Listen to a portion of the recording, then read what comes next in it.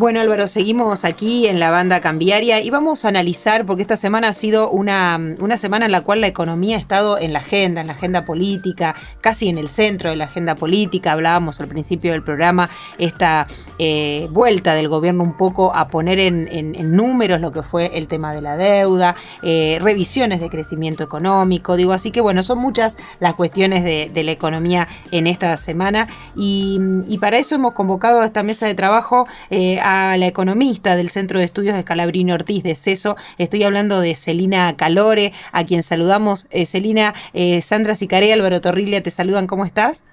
Hola, ¿qué tal Álvaro, Sandra? ¿Cómo están ustedes? Muy Bien, bien, muy bien. Celina. ¿Cómo estás viendo un poco la actividad económica, la marcha de la economía? Ya ha entrado la segunda mitad del año y a la luz, por ejemplo, de lo que decía ayer Guzmán, de que ya se está proyectando un crecimiento del 8% para 2021. Bueno, sí, exactamente. Lo que estamos viendo es un repunte, una recuperación, mejor dicho, de la economía, pero una recuperación que es dispar y que es incipiente. Es incipiente en los términos de que está muy sujeta a lo que va sucediendo con la pandemia. Lo que pasó en la primera mitad del año es que vimos en el primer trimestre una recuperación de muchos sectores, principalmente vinculados a la industria, a la construcción, pero que con las restricciones de circulación impuestas luego en mayo, junio, bueno, se vio otra vez resentido y ahora sí parece que empiezan estos sectores a consolidar esa recuperación. Pero hay otros sectores, y por eso también hablamos de dispar, ¿no? Porque hay otros sectores o heterogéneos que no han tenido esta reactivación, esta recuperación, como si fue en el caso de la industria, que está vinculado a estos servicios, si se quiere, que tienen que ver por ahí con los restaurantes, la hotelería, el turismo, todos sectores que siguen muy golpeados y que han tenido cierto aire durante el mes de julio por la cuestión de las vacaciones de invierno, pero que no llegan a recuperarse, ¿sí? Entonces hay una evolución bastante dispar por un lado e incipiente, viendo qué sucede con el tema de la pandemia. Ahora estamos esperando, no la estamos esperando, pero sabemos que va a llegar la variante Delta y eso también pone algún tipo de condicionante a este crecimiento que se pronostica en el 8% para este año. ¿Hay alguna, además de disparidades sectoriales, algunas disparidades geográficas también en el tema de esta recuperación, crecimiento, rebote, como se lo quiera llamar? Digo, por ejemplo, ¿en Santa Fe se ve en forma distinta de lo que se ve el agregado a nivel nacional? Bueno, en la provincia de Santa Fe los indicadores marcan que va un poco a la cabeza, ¿no?, de la recuperación económica en todo lo que tiene que ver el entramado productivo e industrial, ¿sí? Eso es un poco lo que se están viendo los números en la recuperación del empleo industrial, principalmente el empleo formal en las industrias. Santa Fe es un poco el motor, ¿no?, el que está yendo a la cabeza en esta reactivación, así que es bueno para todos los santafesinos y santafesinas. Y sí, también es heterogéneo en términos de regiones y geográficos, digamos, porque dependiendo también de cuál es el fuerte, ¿no?, de cada región, de cada provincia en materia de actividad económica, se va viendo un poco más o un poco menos este rebote que está haciendo la economía, que no es un rebote usual, no es un rebote de los que solíamos ver luego de una crisis, por esto que decíamos de la amenaza todo el tiempo de las restricciones y esta pandemia que hace que no podamos juntarnos muchas personas, que no podamos ir a eventos cerrados y que todo tenga que ser con aforos y con condicionamientos. Así que yo creo que va en esa línea y que sí, también es dispara a nivel geográfico en la Argentina. Y Celina, el paquete de medidas que el gobierno empezó a tomar después que la segunda ola comenzó a hacerse un poco más visible, que en el 2020 permitieron atemperar la situación, digo, ponerle por ahí un freno a la caída y demás. En esta segunda etapa, ¿considerás que son suficientes? ¿Cómo ves un poco todo lo que está tomando el gobierno como medida para apuntalar a los sectores que todavía no pueden recuperarse?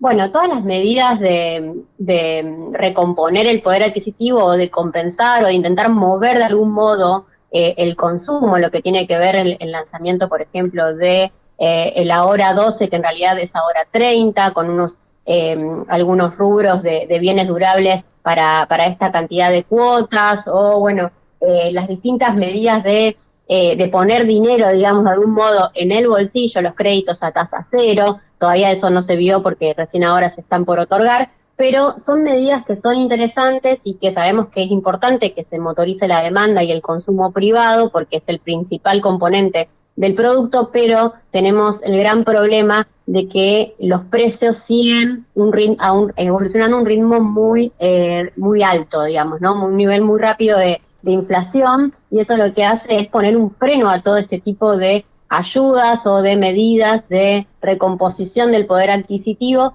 que el Estado Nacional hace con esfuerzo, también el Estado provincial, pero que al no lograr frenar la cuestión inflacionaria, los efectos tampoco son los mismos que hemos tenido en otros momentos cuando logramos sí poner dinero en la calle. El CESO sigue el tema de la inflación a través del índice de supermercado. ¿Cómo están viendo que está evolucionando eso? Guzmán decía ayer, bueno, que esperaba para ya la medición de este mes que está transcurriendo menos del 3% de inflación. ¿Se ve en la calle eso? Nosotros en los últimos 2 meses nos dio la evolución por debajo del 3%, pero muy, muy cerquita, ¿sí? Uh-huh. Todavía siguen siendo niveles altos de evolución de precios en los supermercados, pero sí notamos cierta desaceleración. Uh-huh. Pero aún así la canasta básica alimentaria sigue aumentando fuertemente y fundamentalmente, a pesar de que hay esa desaceleración, el problema es que los salarios y los ingresos no se están actualizando del mismo modo. Es decir, hay cierta desaceleración, pero aún así con haber reabierto las paritarias en muchos sectores, no se llega a compensar esa pérdida de poder adquisitivo, que creo que es el principal problema y la principal amenaza para esta recuperación económica. Sí, ahí muchos sectores no vienen incluso desde el propio gobierno fogoneando esta idea, ¿no? De que en la medida que el poder adquisitivo no se recupere, es muy difícil ver de alguna manera el horizonte un poco más claro. En ese sentido, ¿crees que qué otras acciones se podrían tomar como para poder, algo similar a lo que ocurrió en el año pasado, inyección más fuerte de dinero, paritarias un poco más altas nuevamente? ¿Por dónde andaría esa inyección en el poder adquisitivo? Y bueno, por un lado creo que si empieza el tema inflacionario empieza a responder como se está viendo una desaceleración, por más de que sea un ritmo menor al esperado, empieza a desacelerarse con todas también estas políticas que se están haciendo, que están vinculadas a frenar también la evolución del dólar oficial, por ejemplo, a frenar el aumento de tarifas, uh-huh, a frenar el aumento de los combustibles.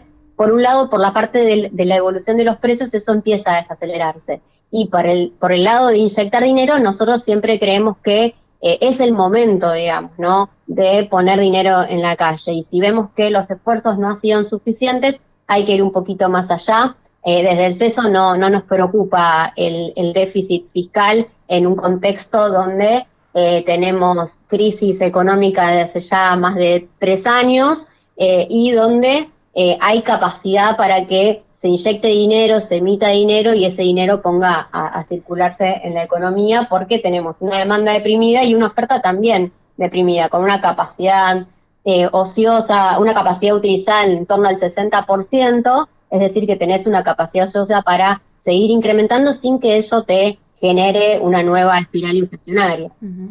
¿Y cómo sería la mejor forma de poner esa plata en la calle? A través, por ejemplo, de algún decreto como los que Alberto Fernández planteó a principios de su gestión, a través de programas sociales más fuertes, a través de la obra pública. Bueno, creo que es una combinación de todo lo que estás mencionando. La obra pública está marchando a un ritmo mucho mayor del que venía haciendo el año pasado, y eso también empieza a generar el empleo, ¿no?, el trabajo, los puestos de trabajo, que es la forma genuina, ¿no?, también de mejorar el ingreso y la calidad de vida de las personas. Pero en este contexto donde hay sectores que no llegan a recomponer ese empleo, es importante la asistencia del Estado. A ver, la tarjeta alimentar, por ejemplo, creo que es fundamental, y es fundamental que siga actualizándose según el ritmo inflacionario para que las familias puedan al menos mantener el consumo que venían teniendo, digamos, apenas se estableció, que fue anterior a la pandemia también, ¿no? Ya reconociendo la crisis de ingresos que estaba teniendo la Argentina y el nivel de pobreza también. Entonces, por un lado, el mecanismo de la tarjeta alimentar para los sectores más vulnerables y que no llegan a, digamos, para que no crezca la indigencia en nuestro país, eso es fundamental. Y después creo que hay que esperar también cómo impactan estos créditos a tasa cero, que el año pasado han tenido un muy buen impacto, y creo que todo ese sector de trabajadores independientes lo necesitan, y creo que eso puede llegar a ser una muy buena ayuda. Y después el tema del sector del empleo formal a través de las paritarias, y con el Estado también reconociendo a sus trabajadores también, reabriendo paritarias en muchos sectores que han quedado muy atrás. Sabemos que el empleo público, los salarios del empleo público perdieron mucho durante el periodo 2015-2019 y que aún no han podido compensar ni la mitad, digamos, de esa pérdida. Celina, ayer el presidente del Banco Central en estas reuniones de la que también participó el ministro de Economía hacía referencia a un tema recurrente de la Argentina, como es el tema de la restricción externa, de la falta de dólares, y decía que los cepos las restricciones cambiarias que hoy operan en la Argentina no se iban a levantar hasta tanto la Argentina no exportara más y no estuviera tranquilo, de alguna manera se pudiera garantizar el frente cambiario. ¿Es esa una condición exclusivamente necesaria? Exportar más para que la Argentina pueda tranquilizar al dólar, o hay alguna otra medida que pueda hacer, puede dar la sensación como que es un camino de largo plazo ese, ¿no? Sí, totalmente. Yo no creo que los controles cambiarios deban sacarse, menos aún en este momento. Ya experimentamos lo que sucedió cuando Mauricio Macri sacó el cepo, y todo lo que vino con ello, porque hubo una desregulación del mercado en general financiero y cambiario, y bueno, el saldo fue el que estamos teniendo ahora, de crisis de deuda, de default de la deuda pública, con lo cual yo creo que los controles cambiarios en la Argentina son necesarios porque las crisis de balanza de pagos, los cuellos de botella y esta cuestión de la falta de divisas es algo estructural de la Argentina. Por supuesto, incrementar las exportaciones ayuda, porque es, nuevamente, ¿no?, un ingreso genuino de divisas y es lo que se requiere. Ahora bien, el problema que Argentina tiene con el dólar, y que todavía no tiene una moneda fuerte, que el peso no es una moneda fuerte y que lo primero que hacemos es recurrir al dólar para el ahorro, en un contexto donde hay desregulación, eso tiene muchas consecuencias, luego en la economía interna, que no son deseadas. Uh-huh. ¿Cómo ves esta reaparición, por ejemplo, de Mauricio Macri introduciendo el tema de la deuda con una explicación un tanto extraña de quién tomó más deuda? Daría la impresión de que hay discusiones que no se terminan, que parecían saldadas, que no se terminan de cerrar, ¿no? Sí, yo cuando escuché las declaraciones del expresidente, la verdad es que me parecieron en algún punto insólitas, porque es justamente el gobierno de Mauricio Macri fue el gobierno que endeudó de una manera récord a la Argentina, y yo creía también que eso era algo que estaba ya consensuado, ¿no? Pero ayer también tuve la oportunidad de escuchar a Martín Guzmán, también escuché las opiniones, los comentarios y las preguntas que le hizo, por ejemplo, el opositor Laspina, y la verdad es que hay muchas cuestiones que todavía no se encuentra, digamos, el criterio para poder analizarlos, un criterio común que desde un sector creemos que es más que obvio, ¿no? En el sentido de que no solo importa el nivel de deuda o la cantidad de deuda que se emita en el país, sino esa composición de la deuda, ¿no? Si estamos hablando en moneda extranjera, en moneda local, la diferencia que tiene, las implicancias que tiene endeudarse en dólares, también endeudarse con privados o endeudarse intrasector público. La verdad es que la composición de la deuda hay que seguir discutiéndola porque creo que es fundamental, y cuando uno habla no más endeudamiento, en realidad estamos diciendo no más endeudamiento externo, no más endeudamiento irresponsable, no más endeudamiento en general, porque el Estado necesita endeudarse, y necesita endeudarse intrasector público y probablemente y en muchas circunstancias también con los privados. El tema es para qué se utiliza esa deuda y que esa deuda sea sustentable, digamos, que no asumir compromisos en una moneda en la cual sabemos que es el gran déficit que tiene el país es no generar las divisas necesarias que requerimos, y encima contraer compromisos en dólares nos pone aún más presión en este sentido. Bueno, ayer justamente Guzmán hacía hincapié, ¿no?, en esto de la sustentabilidad de la deuda. En un momento dijo, no hay dudas de la deuda que estamos emitiendo que es sustentable, no hay dudas, lo insistía, ¿no? Era un tema que hacía mención en forma recurrente.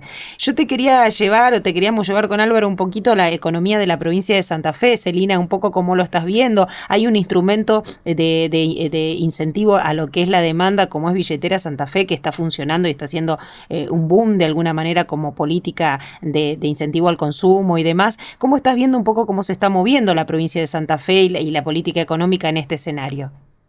Bueno, yo creo que, como te decía antes, los indicadores en algunos sentidos, en algunos sectores, vienen con una economía santafesina recuperándose por encima de el nivel nacional, principalmente lo que tiene que ver con esto de la industria y la generación de